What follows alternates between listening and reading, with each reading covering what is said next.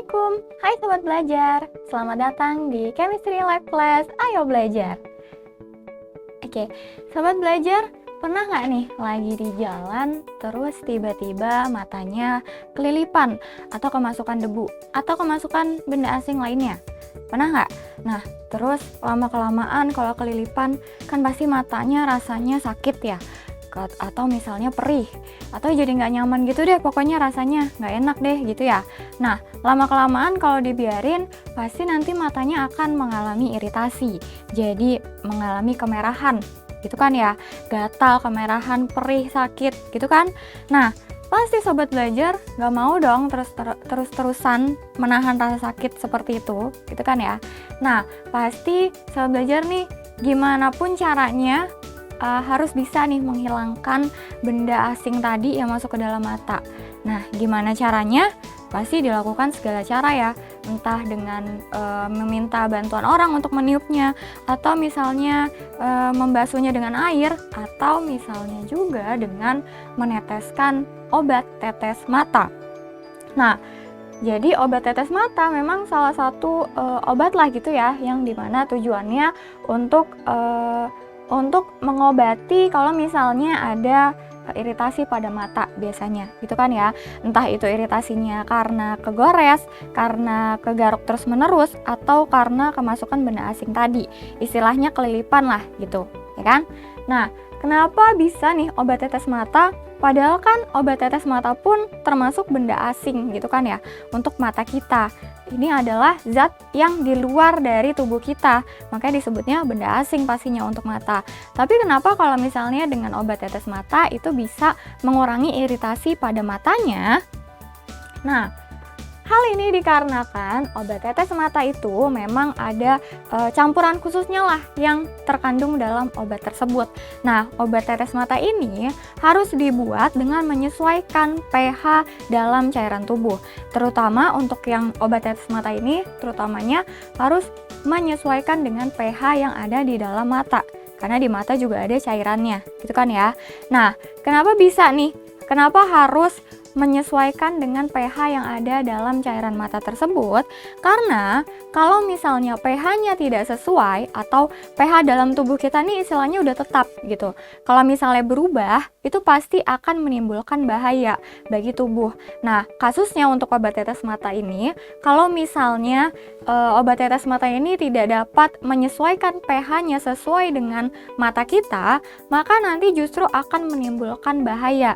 Malah nanti maunya kan mengobati iritasi tadi ya, tapi justru kalau misalnya pH-nya tidak sesuai, justru akan lebih membahayakan bagi mata. Justru nanti iritasinya malah akan bertambah, matanya malah akan menjadi tambah merah gitu istilahnya. Nah, makanya harus banget nih dibuat obat tetes mata yang harus menyesuaikan pH dengan pH cairan tubuh, terutama pada mata tersebut. Pokoknya apapun jenis cairan yang masuk ke dalam tubuh ya, itu sudah ada sebenarnya yang mengatur dalam tubuh kita, tapi memang dosisnya yang harus sesuai gitu. Kadarnya memang harus sesuai pH-nya, tidak boleh pH yang terlalu rendah atau yang terlalu tinggi. Nah, campuran dalam obat tetes mata tadi yang dibuat untuk dapat menyesuaikan pH dengan sesuai dengan cairan tubuh tadi, itu dibuatlah ada jenis larutannya namanya. Larutan yang dapat mempertahankan pH ketika dia bercampur dengan suatu zat lainnya. Nah, jenis larutan apa itu? Apakah bisa suatu larutan itu dapat mempertahankan pH-nya? Tentu bisa. Nah, jenis larutan yang seperti itu akan kita bahas di episode live classes kali ini. Jadi kalau Sobat Belajar penasaran, tetap saksikan episode live class kali ini, karena sekarang belajar itu mudah. Ayo belajar! Jangan lupa belajar, karena sekarang belajar itu mudah. Ayo belajar! Oke, jadi jenis larutan yang akan kita bahas di episode live class kali ini adalah jenis larutan yang disebut sebagai larutan penyangga. Wah, apa tuh larutan penyangga? Yuk kita bahas. Nah, larutan penyangga. Jadi dia istilahnya larutan yang dapat menyangga. Apa yang disangga? Nah, kita di sini ada contoh, misalnya ada larutan yang ketika ternyata larutannya ini diukur pH-nya itu menunjukkan pH-nya sebesar 7,40 misalnya ya. Nah, kemudian ke dalam larutan ini kita coba dengan tambahkan sedikit asam. Kita tambahkan asam beberapa tetes ke dalamnya. Nah, kemudian diukur lagi pH-nya. Nah, ternyata larutan tadi yang pH-nya 7,40 setelah ditambahkan asam, harusnya pH-nya turun dong ya. Harusnya pH-nya mengikuti pH asam, ya kan? Nah, tapi di sini ternyata ketika ditambahkan asam, pH-nya itu nggak berbeda jauh dengan pH awalnya. Yaitu di sini ternyata pas diukur pH-nya 7,36. Nggak beda jauh dengan 7,40, ya kan?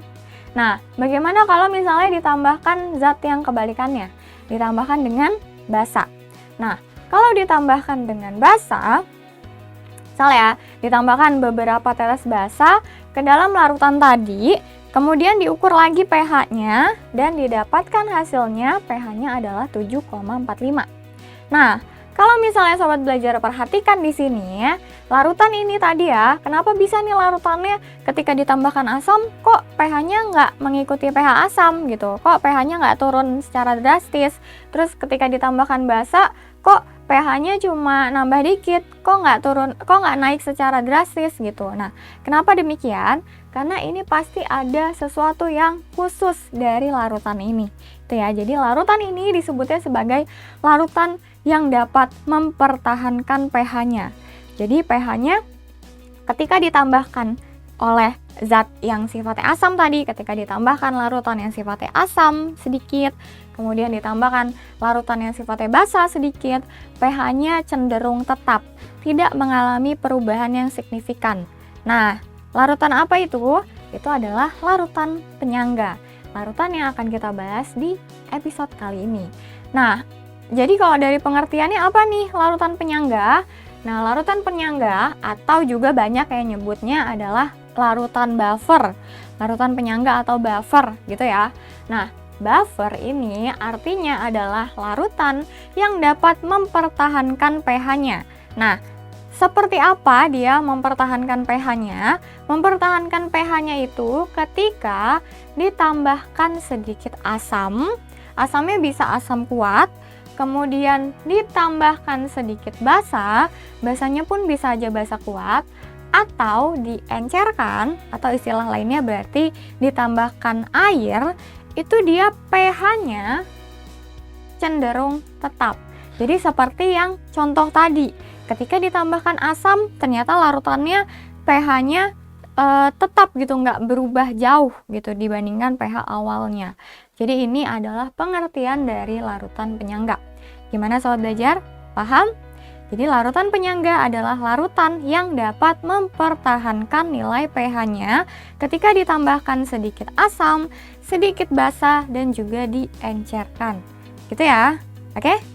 Nah, kemudian buffer di sini dibagi menjadi dua jenis. Ada buffer atau larutan penyangga asam dan larutan penyangga basa. Ada dua ya. Ada yang buffernya asam, ada yang buffernya basa. Nah, bedanya apa? Kalau yang buffer basa atau buffer asam atau larutan penyangga asam, ini bedanya adalah dari penyusunnya. Jadi, larutan penyangga ini larutan yang nggak tiba-tiba dia larutan buffer aja gitu, enggak. Jadi larutan penyangga ini dia ada komponennya. Komponennya itu kalau untuk yang larutan penyangga asam itu adalah asam lemah dan juga basa konjugasinya. Jadi dua ini ya, asam lemah dan juga basa konjugasi. Nah, basa konjugasi ini pernah dibahas di teori asam basa ya, teori asam basa Bronsted-Lowry. Jadi diingat-ingat lagi nih, apa basa konjugasi itu? Nah, hubungannya kalau asam lemah dengan basa konjugasinya, basa konjugasi adalah asam yang telah kehilangan satu atom H-nya. Gitu ya.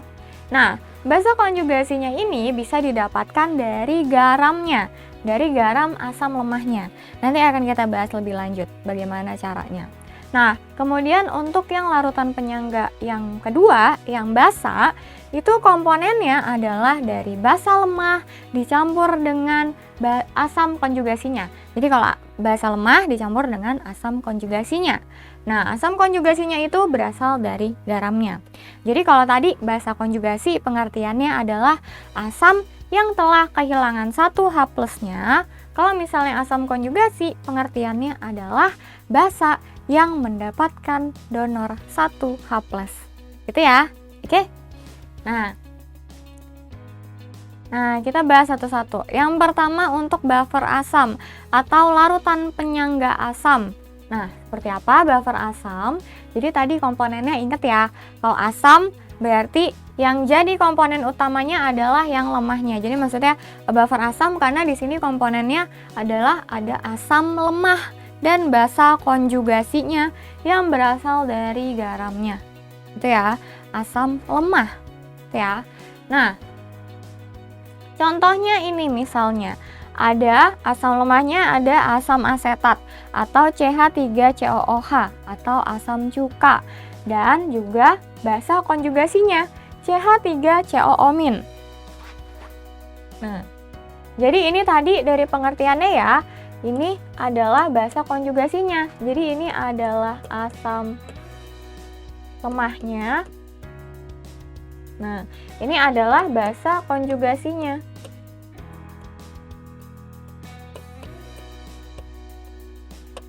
Nah, jadi asam lemah ini basa konjugasinya. Tadi basa konjugasi adalah asam yang telah kehilangan satu H plusnya, itu kan ya. Jadi dia udah kehilangan ini nih. Jadi makanya di sini muatannya jadi minus, gitu ya. Nah, si basa konjugasinya ini bisa diperoleh dari garamnya, dari larutan garamnya. Nah, larutan garamnya contohnya misalnya bisa dari CH3COONA atau CH3COO 2 kali Ca. Kalau CH3COONA ini berarti nanti ketika dia terurai dalam larutannya akan menghasilkan ion CH3COO- ditambah dengan Na+. Itu ya. Kalau yang ini berarti nanti akan melepaskan 2 ion CH3COO- ditambah dengan ion Ca2+. Itu ya. Jadi intinya dia ada basa konjugasinya nanti, ada CH3COO-nya dan juga ada CH3COOH sebagai asam lemahnya. Jadi ini adalah larutan penyangga asam. Gitu ya. Oke, paham? Nah, kemudian contoh lainnya apakah cuma ini aja nih? Enggak dong tentunya. Ada lagi nih. Jadi kalau misalnya tadi ya, kita bahas dulu mengenai kenapa dia bisa disebut sebagai larutan penyangga tadi? Kenapa dia bisa disebut sebagai buffer tadi? Jadi karena kenapa CH3COOH sama CH3COO- ini bisa disebut sebagai buffer asam? Karena kalau misalnya ditambahkan sedikit asam, berarti asamnya itu nanti akan memberikan ion H+ dalam larutannya. Ya kan ya? Jadi ada penambahan ion H+. Nah, H+-nya ini nanti, jadi H+ kan dia ion positif ya. Ion positif pasti akan cenderung berikatan dengan ion negatif. Jadi ion H+ ini nanti akan berikatan dengan ion CH3COO-. Sehingga nanti di sini kan yang tadi CH3COO- berikatan dengan H+, jadinya membentuk CH3COOH, membentuk asam lemahnya lagi. Jadi tetap gitu partikel dalam larutan penyangganya itu jadi tetap karena yang terbentuknya juga adalah komponen larutan penyangga tadi, yaitu tadi asam lemahnya yang terbentuk gitu ya. Nah, jadi kalau ada ditambahkan sedikit asam berarti ada penambahan ion H+-nya. Nah, ion H+ karena positif berarti bereaksinya dengan yang negatif gitu ya. Nah, kemudian kalau misalnya ditambahkan sedikit basa, basa itu berarti memberikan ion OH- gitu kan ya. Nah, ion OH- di sini berarti ini ada penambahan ion OH-. Ion OH- biasanya karena dia berupa ion negatif, ion negatif akan cenderung berikatan dengan ion positif atau berikatan dengan yang netral, molekul yang tak bermuatan, gitu ya. Jadi ion OH- ini akan berikatan dengan ini nih CH3COH. Nah, kenapa seperti itu? Karena CH3COH ini nanti bisa melepaskan ion H+-nya. Nah, ion H+-nya di sini dari CH3COH akan ditangkap, kan H+ kan ya, berikatannya dengan ion negatif plus berikatan dengan negatif, ya kan? Berarti nanti di sini ion H+-nya yang lepas akan diikat, akan ditangkap oleh ion OH- sehingga terbentuk CH3COOH ditambah H2O. Akan dilepaskan molekul air dan akan terbentuk basa konjugasi dari larutan penyangga tadi ini. Jadi makanya komponennya tetap gitu. Jadi yang ada di dalam larutan penyangga itu tetap, makanya dia dapat mempertahankan pH-nya. Gitu sobat belajar. Gimana? Paham? Oke. Kita lanjut ya. Nah, tadi ini buffer asam ya. Nah, untuk membuat larutan penyangga atau pembuatan buffer gitu ya, ini dapat dilakukan dengan cara langsung. Ada dua cara, ada cara langsung, ada cara tak langsung gitu ya. Nah, untuk yang cara langsung ini misalnya yang buffer asam, tadi kan keterangannya yang ini ya. Keterangannya ini dia diperoleh dari asam lemah dan basa konjugasinya, gitu kan ya. Yang basa konjugasinya di mana ini dapat diperoleh dari garamnya, gitu kan ya. Nah, maka untuk membuat tadi larutan penyangga asam itu dapat dibuat dengan menambahkan atau mencampurkan asam lemah, larutan asam lemah dengan larutan garamnya. Nah, seperti apa? Contohnya misalnya ini, tadi ada CH3COH, larutan asam asetat ditambahkan dengan larutan CH3COONA. Jadi langsung aja dicampurkan keduanya. Ini berupa larutan ya, karena ini kita fokusnya adalah larutan penyangga. Tadi intinya larutan ya. Berarti larutan CH3COH dicampurkan dengan larutan CH3COONA adalah garamnya. Itu nanti dicampur, terbentuklah larutan penyangga. Gitu ya. Nanti akan terbentuk reaksi yang seperti ini nanti kalau misalnya ditambahkan sedikit asam atau sedikit basa. Itu ya. Nah, kemudian selain ini pokoknya dia mengandung, pokoknya ini yang ditambahkan garamnya itu harus mengandung ion yang mirip sama si asam lemahnya. Jadi kayak misalnya CH3COH dengan CH3CONA, tapi nggak harus CH3CONA. Misalnya bisa juga CH3COOK atau tadi CH3COO 2 kali Ca. Pokoknya ada CH3COO-nya. Berarti itu bisa dibuat sebagai larutan penyangga. Gitu ya. Nah, contoh lainnya misalnya ada HCN. HCN juga merupakan asam lemah, dicampurkan dengan CaCN 2 kali. Terserah bebas, yang penting dia mengandung ion yang dimiliki oleh asam lemahnya. Pokoknya ada CN-nya. Itu ya, itu berarti komponen dari larutan penyangga. Itu ya, dia memiliki komponen dari larutan penyangga. Itu makanya kita bisa membuat larutan penyangga tadi. Untuk yang asam berarti dia mengandung ion yang dimiliki oleh asam lemahnya, garamnya, gitu ya. Nah, atau misalnya H2CO3, ini bisa langsung dicampurkan dengan garamnya. Itu misalnya garamnya ada K2CO3 dan lain sebagainya yang punya ion yang dimiliki oleh si asam lemahnya, gitu ya. Nah, kalau untuk yang basa tadi bedanya dengan yang asam. Kalau asam tadi kan dia dari asam lemah dan basa konjugasinya. Nah, kalau basa dia dari basa lemah dan garamnya. Nah, garamnya ini berarti memiliki asam konjugasinya, itu kan ya. Nah, kalau misalnya tadi basa lemah, berarti di sini garamnya itu memiliki asam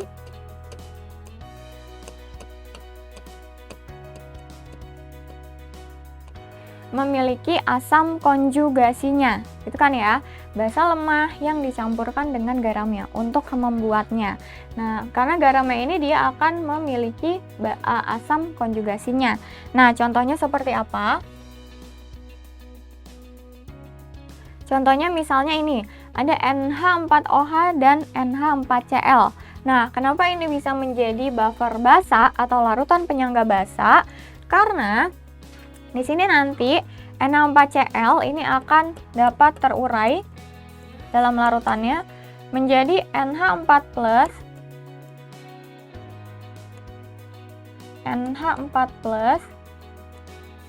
ditambah dengan Cl-, itu kan ya. Nah, NH4+ ini adalah asam konjugasi dari NH4OH, itu ya. Nah, NH4+ adalah asam konjugasi dari NH4OH. Nah, kemudian kalau misalnya tadi kenapa dia bisa bertindak sebagai larutan penyangga tadi ya? Kenapa? Karena ini kan tadi di sini ini sifatnya dia basa lemah ya. Basa lemah. Ini tadi asam konjugasinya.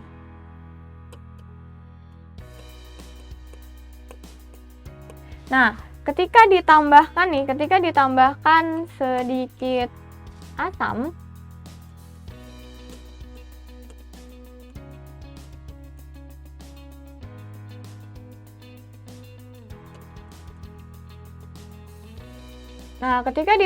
sedikit asam, tadi kan ada tambahan dari ion H+ gitu ya.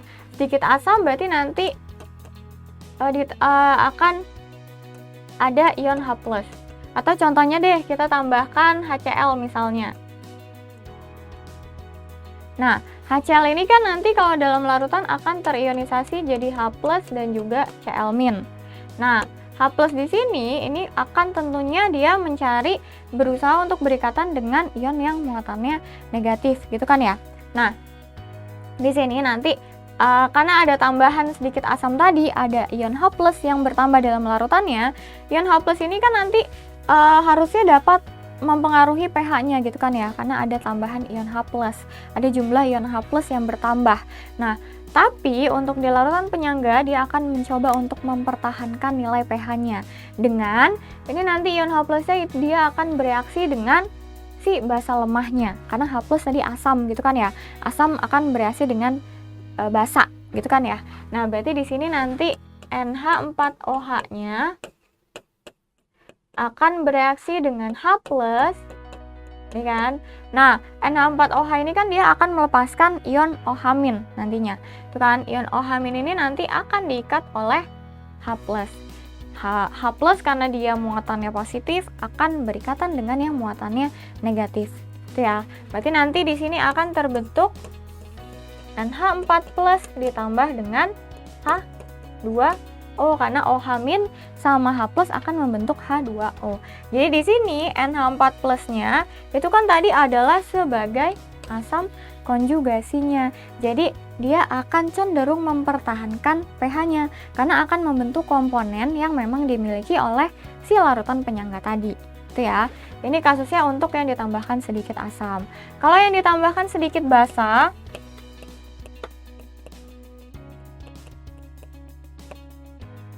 nah, ditambahkan sedikit basa, berarti ini nanti akan ada tambahan ion OH-, gitu ya. Ion OH- nih akan bertambah karena basa identiknya dengan ion OH-. Ion OH- ini akan bertambah. Nah, OH- karena dia ionnya muatannya negatif, dia pasti akan berikatan dengan yang muatannya positif. Iya. OH- kan basa tadi ya. Basa akan bereaksi dengan yang asam, berarti akan bereaksi dengan asam konjugasinya. Berarti nanti asam konjugasinya yang akan bereaksi atau berikatan dengan tambahan basa tadi dengan OH- tadi. Maka di sini akan terbentuk NH4OH. Nah, akan terbentuk lagi deh basa lemahnya tadi. Makanya akan terbentuk lagi ya basa lemahnya. Tadi kalau misalnya ditambahkan asam, yang terbentuk lagi adalah asam konjugasinya.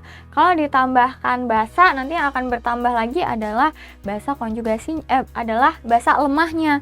Tapi tetap ini merupakan komponen yang dimiliki oleh si larutan penyangga tadi gitu. Jadi makanya pH-nya itu cenderung tetap, pH-nya cenderung stabil, makanya disebut sebagai larutan yang dapat mempertahankan pH-nya.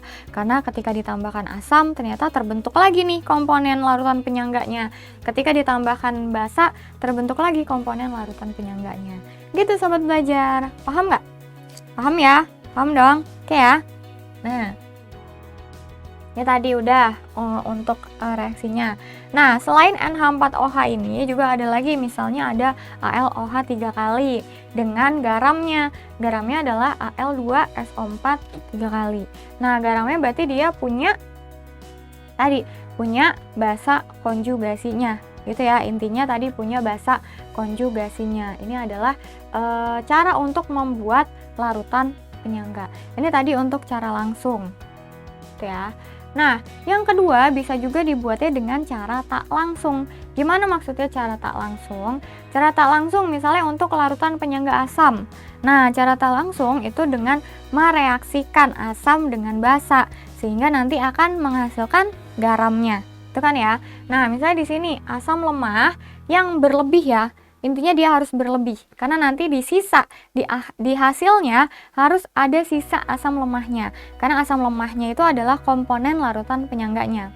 Nah, jadi asam lemahnya dibuat berlebih, sedangkan basa kuatnya dibuat lebih sedikit jumlahnya dibandingkan asam lemahnya. Nanti ketika asam lemah bereaksi dengan basa kuat akan menghasilkan garam dan juga air. Nah, jadi di sini contohnya ada CH3COOH sebagai asam lemahnya direaksikan dengan basa kuat NaOH misalnya.